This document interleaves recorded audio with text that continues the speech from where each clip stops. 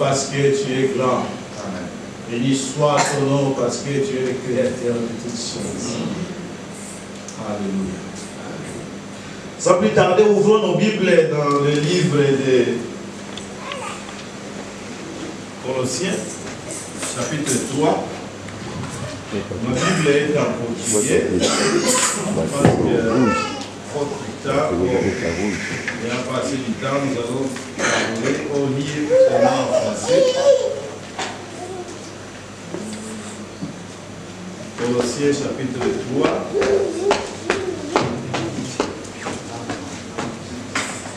Nous commençons là-bas.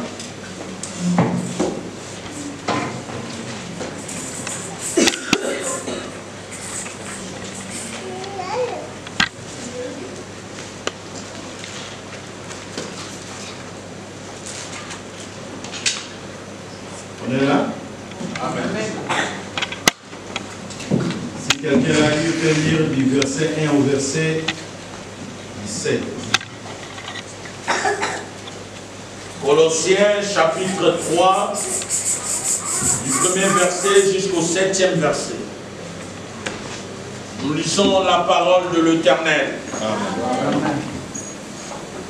Si donc vous êtes ressuscités avec Christ, cherchez les choses d'en haut, où Christ est assis à la droite de Dieu. Affectionnez-vous aux choses d'en haut, et non à celles qui sont sur la terre, car vous êtes morts, et votre vie est cachée avec Christ en Dieu. Quand Christ est votre vie paraîtra, alors vous paraîtrez aussi avec lui dans la gloire. Faites donc mourir le membre qui sont sur la terre, l'impudicité, l'impureté, le passion, le mauvais désir et la cupidité qui est une idolâtrie. C'est à cause de ces choses que la colère de Dieu vient sur le Fils et la rébellion, parmi lesquels vous marchiez autrefois lorsque vous viviez dans ce péché. La parole de l'Éternel. Amen.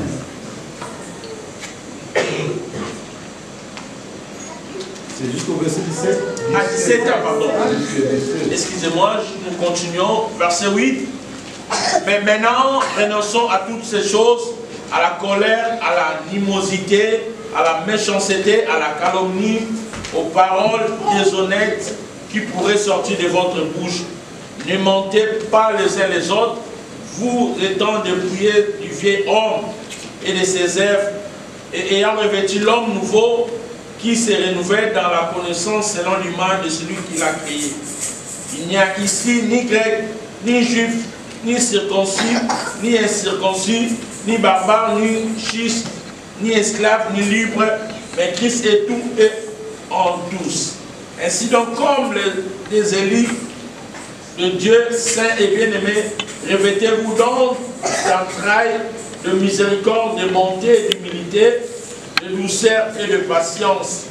Supportez-vous les uns les autres, et s'il est à sujet de se plaindre de l'autre, pardonnez-vous réciproquement, de même que Christ vous a pardonné, pardonnez-vous aussi. Mais par-dessus toutes ces choses, revêtez-vous de la charité, qui est le lien de la perfection, et que la paix de Christ à laquelle vous avez été appelés pour former un seul corps règne dans vos cœurs. Et soyez reconnaissants que la parole de Christ habite parmi vous abondamment. Instruisez-vous et exhortez-vous les uns les autres en toute sagesse, par les psaumes, par des hymnes, par des cantiques spirituels, chantant à Dieu dans vos cœurs sous l'inspiration de la grâce. Et quoi que vous fassiez en parole ou en œuvre, faites tout au nom du Seigneur Jésus. On a par lui des actions de grâce à Dieu le Père. la parole de l'Éternel. Amen. Veuillez vous asseoir.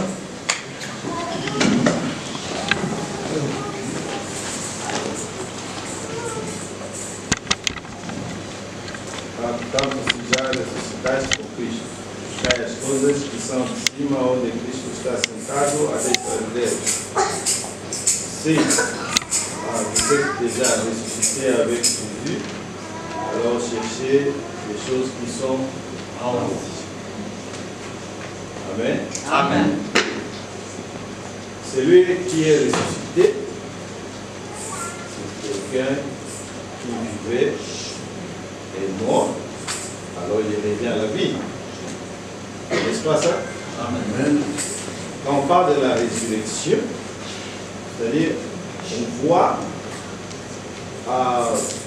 une vie qui était cachée et maintenant elle se révèle.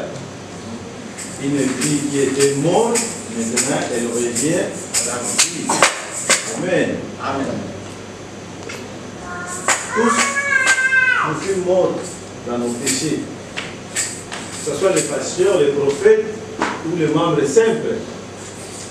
Tout le monde a péché et tous sommes destitués de la gloire de Dieu. Amen. Amen. Dieu est saint et il habite dans un lieu très saint. Tous ceux-là qui habitent avec lui sont saints et tous ceux-là qui doivent habiter avec lui doivent être saints. Amen. Amen. Et pourtant, ayant le péché en nous, nous ne pourrions pas habiter ensemble avec Dieu. Ne voulons pas cela. Voilà, étant Dieu d'amour, il a donné son Fils unique. Jésus-Christ est venu sur la terre pour ôter nos péchés. Alléluia. Amen. On sent que tous étions incapables de nous séparer. Excusez-moi, je ne suis pas vraiment très bon en français. Je viens du conflit des langues dans ma bouche. Je parle portugais, anglais, français, lingala. Donc, des fois, vous allez noter un peu des choses comme ça. Donc, voyant que nous étions incapables de nous débarrasser de nos péchés, il a préféré, il a fait en sorte que quelqu'un qui est capable puisse prendre notre place. Amen.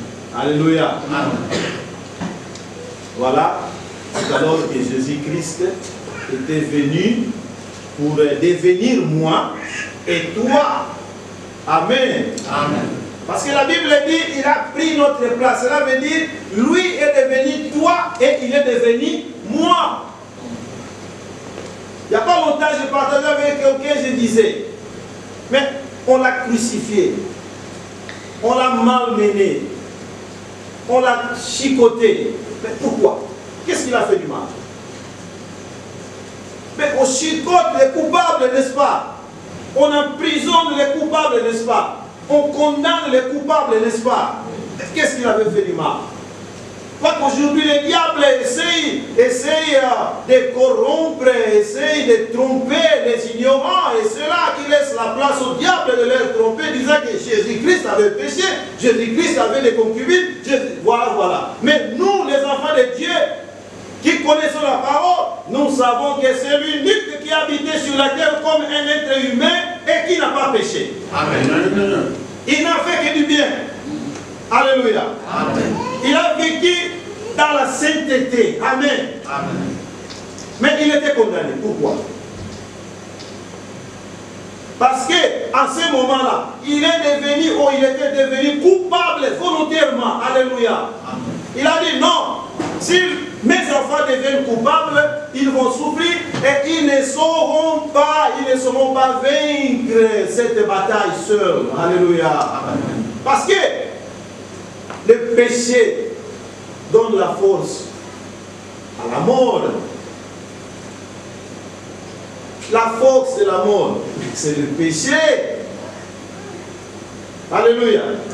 Quand tu n'as pas de péché, la mort n'a pas de force sur toi. La mort peut prendre ton corps, mais jamais il te prendra toi. Alléluia. Amen. Mais ayant le péché en nous, si c'était nous d'aller combattre le diable, il aurait pu avoir pouvoir sur nous parce que le péché lui donne la force. Alléluia. Quand nous péchons, nous ouvrons les portes au diable d'entrer et d'opérer. Mais s'il vient nous attaquer et à nous, il ne trouve pas de péché, il n'a aucun pouvoir de nous attaquer. Aucun pouvoir de dominer sur nous. Alléluia. C'est alors que Dieu a voulu que quelqu'un qui était capable de vaincre le péché. Et c'était seulement Jésus-Christ. Parce qu'Abraham a péché. Moïse a péché. David a péché. Tout être humain a péché. Nous les pasteurs, nous avons péché.